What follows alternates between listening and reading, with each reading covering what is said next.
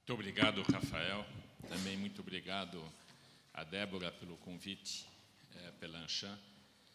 E eu me sinto extremamente prestigiado em estar aqui com o nosso cardeal das relações internacionais, o embaixador Azambuja, o Barral, que conhece com muita profundidade as relações comerciais do Brasil, pela sua atuação, o Viola, que analisa as relações políticas, e também o Marcos Troio, que para mim é um craque em termos aqui da América Latina.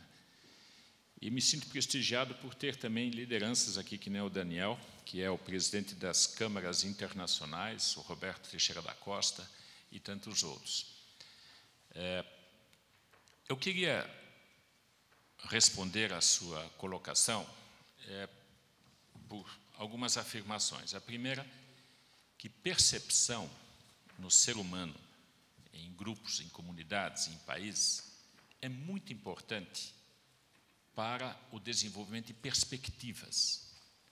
A percepção é que mudam as perspectivas. E as perspectivas é que nos fazem agir em termos de nós investirmos, de nós fazermos escolhas, de nós fazermos diferenciações nos caminhos que andamos.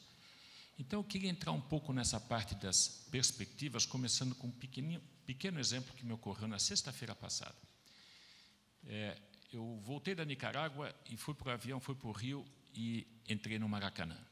E estava com minha esposa. E a minha percepção não era boa. E a minha esposa, inclusive, disse, puxa, a gente está aqui, você sabe o que aconteceu na semana passada na Europa, etc. Esse negócio aqui não é tranquilo, não é tranquilo.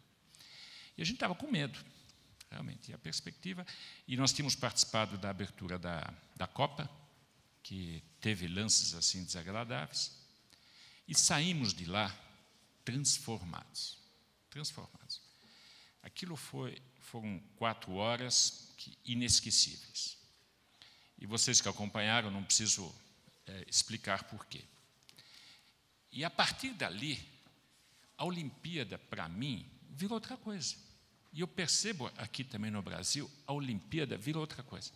A gente assiste ela com prazer, a gente torce por aquilo que a gente não sabia antes, não estava se interessando antes. Então, vejam como é curioso. A perspectiva muda o sentimento, a expectativa muda uma perspectiva e muda uma ação. Olhando, digamos, dentro de um cenário internacional, eu vejo grandes tendências e eu vejo as expectativas se modificarem. Se nós olharmos a Europa com 18 trilhões de dólares de PIB, Estados Unidos quase igual, 18, a China quase igual, 18. A América Latina tem 9, é a metade. Muitas vezes a gente não realiza isso. Então, ela é representativa. Exportação e importação, pelo PIB, na China é mais ou menos 20%. Nos Estados Unidos é mais ou menos 20%. E na América Latina também é 20%. Completamente diferente da Europa, pela tradição histórica que você muito bem posicionou, onde a exportação e importação é quase do tamanho do PIB.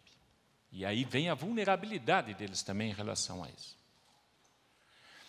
Se olharmos a questão desses 3 grandes momentos e olharmos o que está acontecendo na Europa, a gente percebe, e os Estados Unidos, e aí eu agora incluo o Japão, existe uma crise das democracias, partindo da crise dos grandes partidos democráticos.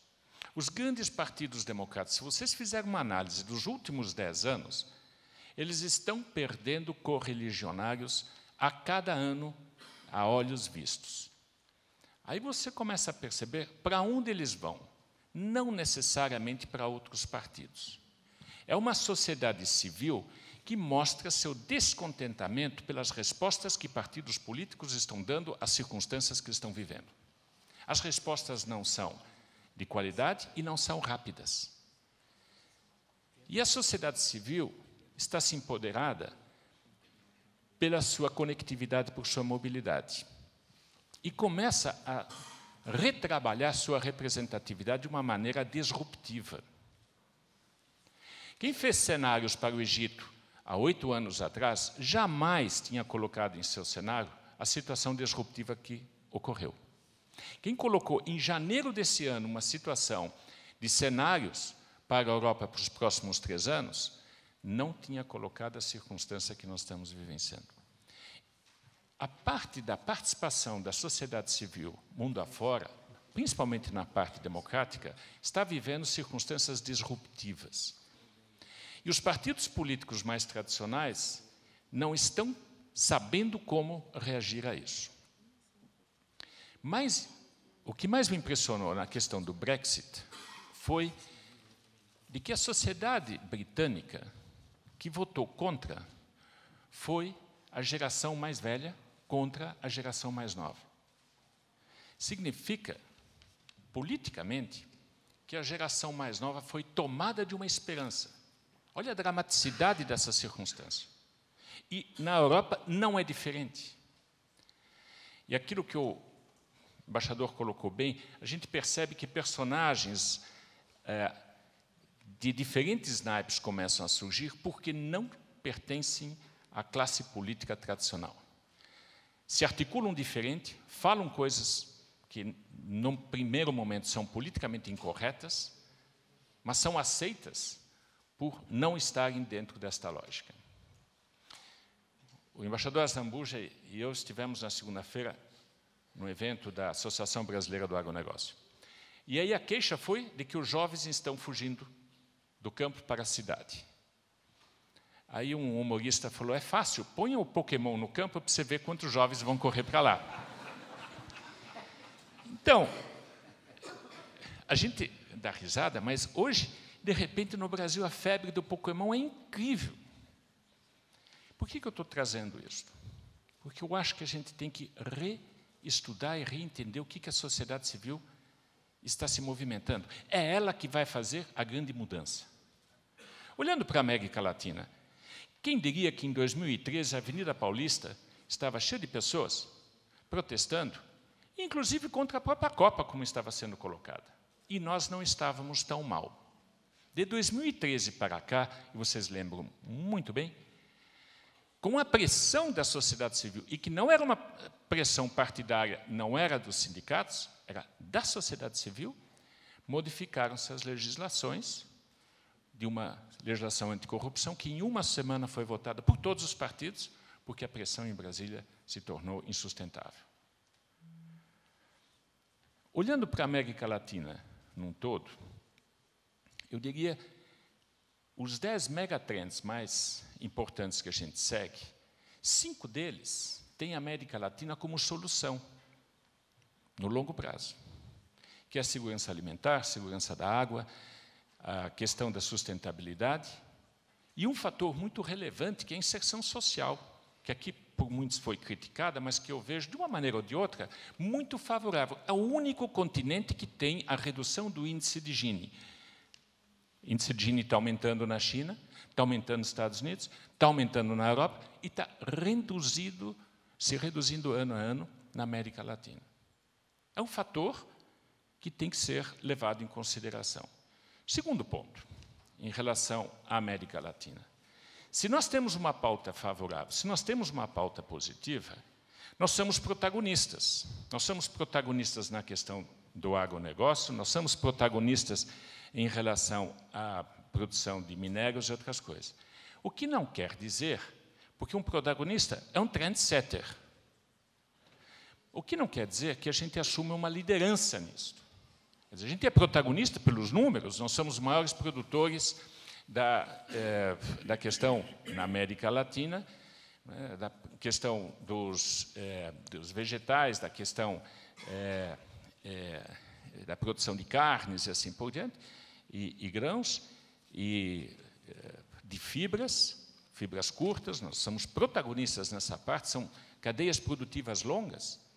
Agora, não necessariamente nós somos líderes que influenciam estruturas de pensamento internacional. Este é o nosso grande desafio, de nós trazermos deste protagonismo a liderança. Esse passo passa por atuações de empresários, atuações da sociedade civil e atuações também da parte política.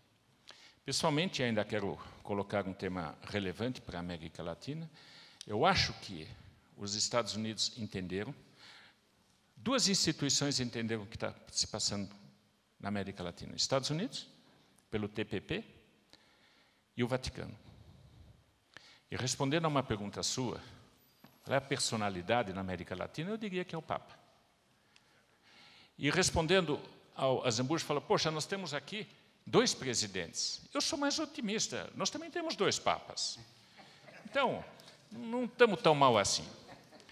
Enfim, voltando ao protagonismo, é muito relevante, no meu entender que o TPP tem 2 vertentes, que os Estados Unidos colocam, excluindo a China, colocando o Japão, 2 países, ou 3 países da América Latina, Austrália, Vietnã e outros. O primeiro é uma harmonização das coerências. Então, os países têm políticas internas incoerentes. Vamos pegar o nosso caso do etanol. Temos 10 instituições, né, Baral, que estão tratando do etanol. E muitas delas não são coerentes. É o meio ambiente, é o MAPA, é a Casa Civil, o MEDIC, e assim afora. Como é que nós vamos negociar uma questão do etanol lá fora se não somos coerentes?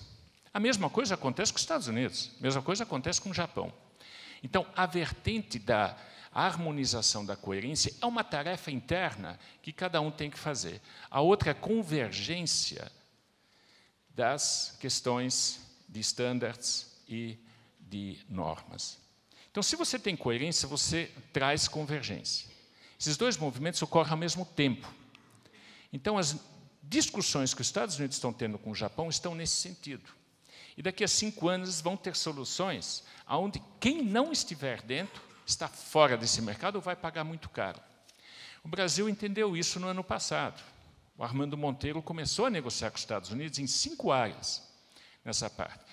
E nós estamos reiniciando essa discussão com o México exatamente nessas áreas, e Peru e Colômbia, como já foi colocado. Então, a América Latina, no Megatrend, não está mal posicionada, tem uma vantagem comparativa forte, e os empresários têm que estar olhando essa dinâmica, porque agora com o Brasil, Argentina, Paraguai, Peru e a Colômbia, dentro da América do Sul, numa nova perspectiva, essa dinâmica vai ter um outro aspecto que eu, pessoalmente, embaixador, sou muito otimista.